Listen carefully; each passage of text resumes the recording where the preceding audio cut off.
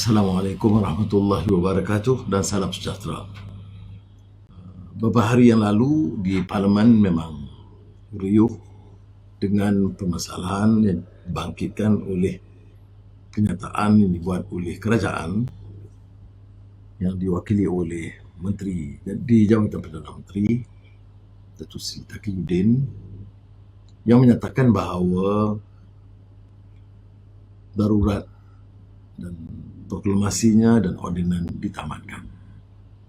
Kemudian berbangkit persoalan kerana kita mulai syak bahawa belum diperkenan dan undang-undang agak jelas diputuskan bukan sahaja 1503 tentang bidang kuasa agung di dalam perlembagaan, tetapi diputuskan bila dicabar di mahkamah oleh Privy Council di London dan juga Mahkamah Persekutuan. Ini cukup jelas. Ya.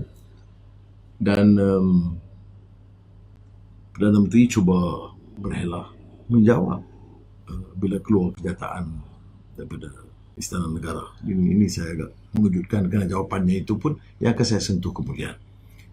Pada hari ini, pagi tadi, Pakatan Harapan telah mengeluarkan kenyataan. Membalas kenyataan yang kami anggap biadab dan derhaka oleh Tan Sri Mahyadin yang tidak merujuk kepada permasalahan yang dibangkitkan dalam kenyataan media Istana Negara ataupun dibangkitkan oleh ahli Parlimen termasuk saya selaku Ketua Pembangkang, tapi untuk menekankan artikel 41 kuasa Perdana Menteri dan Kabinet Menasihat Agung.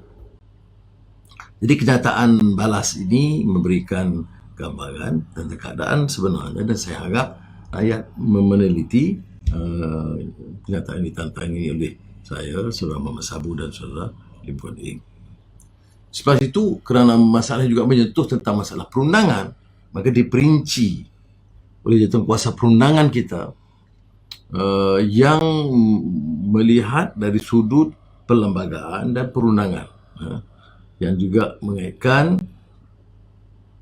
Perdana Menteri, Menteri Jabatan Perdana Menteri dan Peguam Negara Tan Sri Idrus Harun, dan juga termasuk dalam beberapa pandangan kita kerana yang di-Pertua Dewan Rakyat nampaknya juga bersekongkol dengan penguasa yang ada dan mengedepikan hak ahli Parlimen berbahas soal ordinan ini.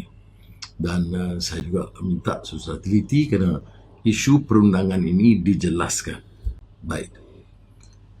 Apa yang diulas oleh orang-orang politik, khususnya Menteri Timbalan Perdana Menteri yang terus menyokong Perdana Menteri dan Menteri Kanan yang lain, termasuk juga Parti PAS secara rasmi dan beberapa pemimpin menyebut ini soal teknikal sengaja dibesar-besarkan oleh Parlimen.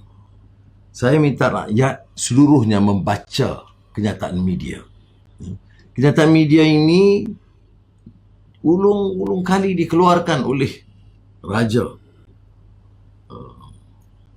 dalam atau yang di-Pertuan Agong di negara kita. Jadi sebagai baginda di-Pertuan Agong terpaksa mengeluarkan untuk mengelak daripada kekeliruan itu terus berlaku. Apa yang disebut dalam kenyataan itu?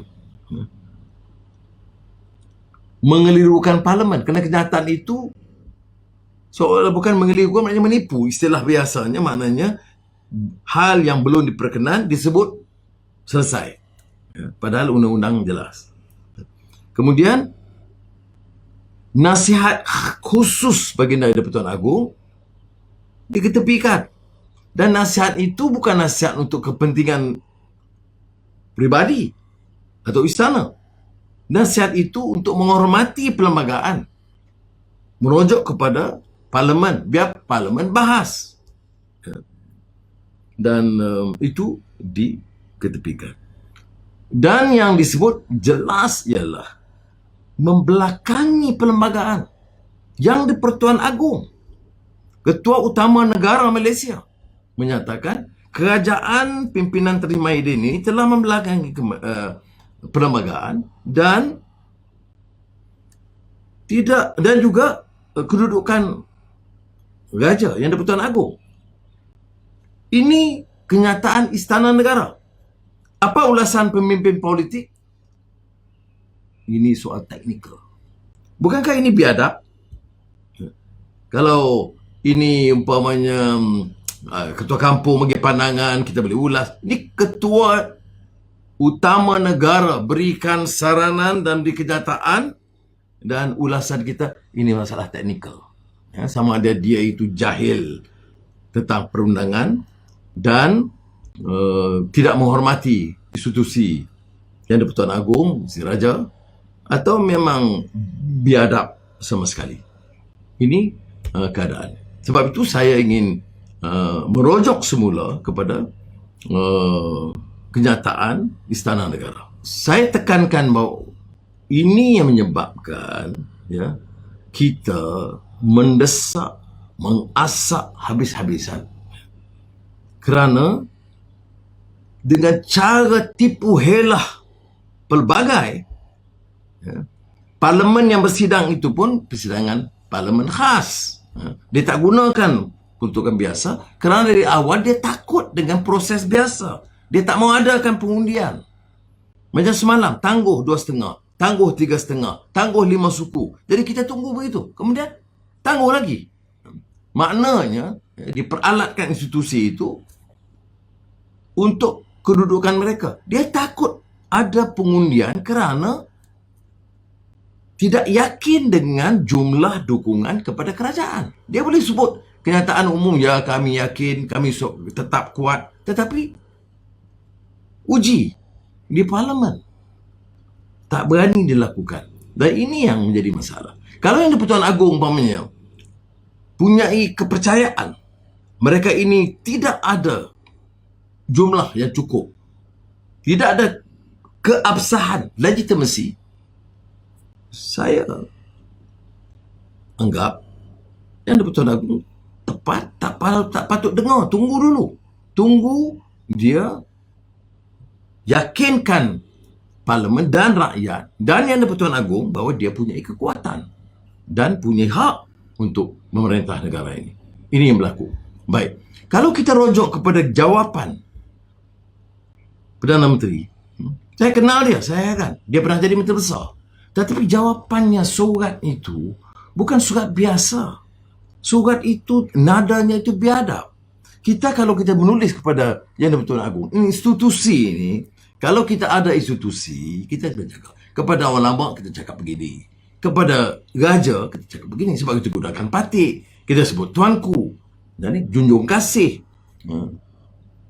Dan mohon ampun. Mohon perkenan. Jadi kenyataan itu kenyataan macam surat biasa yang kurang adab, tak faham budaya Melayu, tidak faham dan menghormati perlembagaan, dan satu penghinaan kepada institusi raja. Sebab itulah umpamanya almarhum Tuanku Sultan Azlan Shah dalam menasihatkan soal perlembagaan, institusi raja dan kuasa, janganlah sebut kuasa kami 40 dan 41 1. Nasihat mesti diterima. Mesti ikut proses. Raja dia bukan rubber stamp. Tak ada ruang nak bercakap, bagi pandangan. Kemudian kalau ketepikan parlimen, ketepikan majoriti, tanggungjawab raja untuk menjadi payung negara. Sebab itulah prinsip rukun negara itu disentuh oleh Tuanku Agong. Dalam kenyataan almarhum Tuanku Sultan Azlan Shah, hal ini selalu diperingatkan supaya jangan dianggap undang-undang ini pentadbiran dan pemerintahan manusia. Tetapi mestilah tunduk kepada hukum dan undang-undang. The prescription that we are a government of laws, not of men, describes the basic principle that runs through our entire constitution, the principle of the rule of law. Bukan untuk memberikan ruang kepada orang menjadi diktator dan angkuh. Bila kita tegur, ini soal teknikal. Ini jahil sama sekali dan tidak menghormati institusi. Dan dirumuskan oleh almarhum Tuanku Sultan Azlan Shah. We must ever be mindful that the written constitution are mere parchment pieces. It is important that there must be in the hearts and minds of those who are entrusted to administer and uphold the Constitution a belief in the values and principles that animate the august document. Dokumen lakaran perlembagaan itu dianggap mulia dan bukan sekadar catatan biasa. Mesti tertanam di hati dan minda orang yang dipertanggungjawabkan untuk mentadbir dan menjunjung perlembagaan, nilai, kepercayaan tentang nilai dan prinsip. Ini nilai dan prinsip ini yang dapat diketepikan. Mereka gunakan isu teknikal undang-undang. Nilainya, nilai negara, raja berperlembagaan dan demokrasi berparlimen. Dalam kes ini, raja berperlembagaan, raja diketepikan, demokrasi parlimen juga diketepikan. Sebab itulah pandangan umum ialah untuk Tan Sri Mahidin meletakkan jawatan bersama Menteri Kerajaan Perikatan Nasional. Assalamualaikum warahmatullahi wabarakatuh.